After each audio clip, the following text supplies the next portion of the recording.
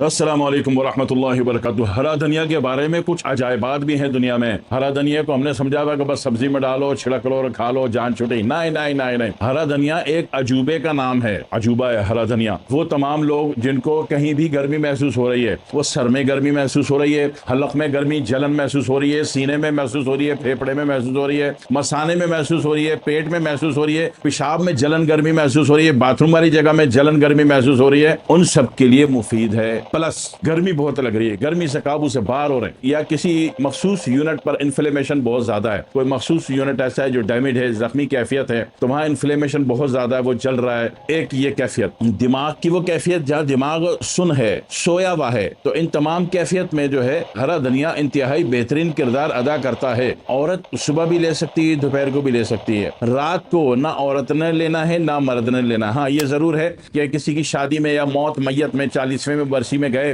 कुछ बद एहतियाती हो गई, मिर्च मसाला तेज था, वो खा लिया, तो उस सूरत में एंटीडोट की नियत से आए क्वार्टर गड्डी हरा धनिया चिबा के धो के चिबा के खा गए, ताकि बैलेंस बन जाए। सुबह ऐसा ना हो कि एसिड बढ़ा हुआ हो आपका, तो ये एंटी एसिड के रोल पर कैरेक्टर परफॉर्म करेगा। दूसरी बात ये कि जितना भी होल बॉडी इन्फ्लेमेशन है, सूजन है, सोजिश है, उस पर भी ये काम करता है। खाने का तरीका बड़ा आसान है। एक तो कोशिश करें, अगर आपको मेरी बात हजम हो जाए तो, कि दोपहर का खाना बंद कर दें जिंदगी में। दोपहर के खाने के बजाय चंद सब्जियां ले लें जो सस्ती मिल जाए, चंद सब्जियां जो सस्ती हो वो लेके ना थोड़ा सा सलाद बना के आधा गड्डी हरा धनिया ये इसमें छिड़क के खा ले। यकीन कीजिए कि हजारों किस्म के टॉक्सिन, हजारों किस्म के वो जहर जो गर्मी और आग पैदा कर रहे हैं, गर्मी लग रही है बहुत ज्यादा, लू लगा के आ गए बाहर से, तो इन तमाम सूरतों में या जिस्म जल रहा है या बंदे को बुखार एक उतरने का नाम ही नहीं ले रहा, तो ऐसी तमाम सूरतों में समझ लीजिए कि आग का एंटीडोट है। कुछ सब्जियों का सलाद बना के आधी गड्डी हरा धनिया धो के, आधी गड्डी हरा धनिया जिसके पत्ते छिड़क के चम्मच से खा जाए। एक तरीका तो ये कि सारी बातें निपटेंगी। और किसी के कोई मखसूस पॉइंट बहुत ज्यादा जल रहा है या आंखें जल रही हैं, तो थोड़ी मकदार में हरा धनिया पीसा या ग्राइंड कर लिया थोड़ा पानी मिला के,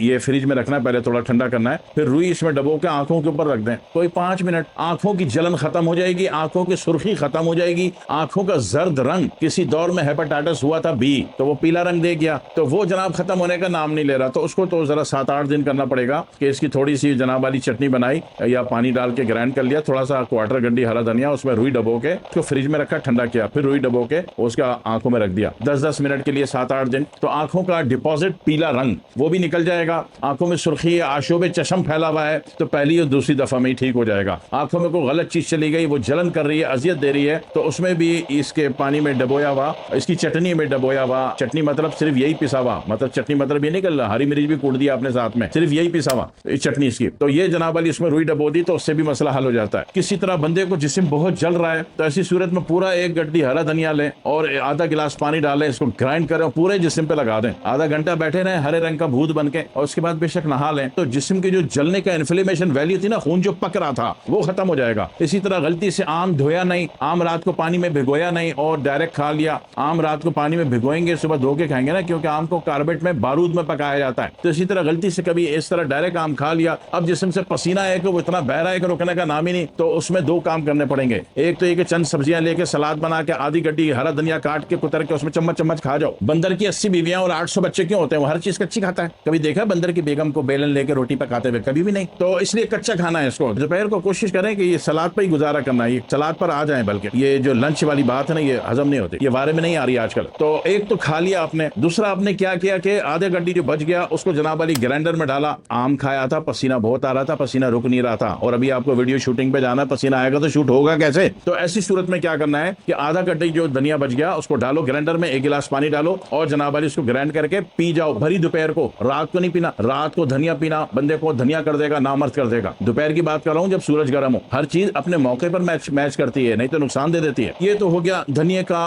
तिलिस्माती यूज, के पता चले कि धनिया जो ठेले में बिक रहा है ये एक आम सी हकीर सी चीज नहीं है, ये चूंकि अल्लाह की बनाई हुई है, लिहाजा एक अजूबा है, गरूबा है। उसके अंदर को आपने ढूंढना होता है अल्लाह की बनाई हुई चीज को, कि इसके फायदे क्या क्या। इसी तरीके से जनाब वाली खाए मखा में बॉडी में जनाब वाली टेम्परेचर वैल्यू ज्यादा है, अब वो टेम्परेचर वैल्यू जिस्म में महसूस हो रही है, पेशाब में महसूस हो रही है, बाथरूम में महसूस हो रही है, या जिस्म का कोई भी ऑर्गन मुसलसल जल रहा है, आग दे रहा है, वो आंखें क्यों ना हो, सर क्यों ना हो, दिमाग क्यों ना हो, इनर बॉडी कोई भी ऑर्गन हो, ग्लैंड हो, मसल हो, कुछ भी हो। तो ऐसी सूरत में क्या करते हैं कि खून को नॉर्मल मोड पे लाते हैं, खून का जो टेम्परेचर वैल्यू है उसको नॉर्मल मोड पे ले आते हैं। तो उसके लिए क्या किया जाता है कि दोपहर के टाइम आपने आधा गड्डी हरा धनिया डाला, आधा गड्डी पुदीना डाला और 1 एक लेमू निचोड़ा, एक गिलास पानी डाला, ग्राइंड किया और थोड़ा सा गुड़ या देसी शक्कर, पिसे हुए गुड़ को देसी शक्कर कहते हैं, वो डाल के आपने पी लिया, ठंडे ठार हो गए, इतने बाइखलाक, इतने प्यारे हो जाएंगे, अंदर का माहौल इतना अच्छा लगेगा कि आप बोलोगे कि जितनी भी है ना, 4 है या 5 है, पांचों बेलन मारने में चीखूंगा भी नहीं, इतना प्यारा माहौल हो जाएगा अंदर का। अगर भरी दोपहर को आपने आधा गड्डी धनिया, आधा गड्डी पुदीना, एक लेमू निचोड़ के, थोड़ा गुड़ डाल के, एक गिलास पानी डाल के इसको पी लिया,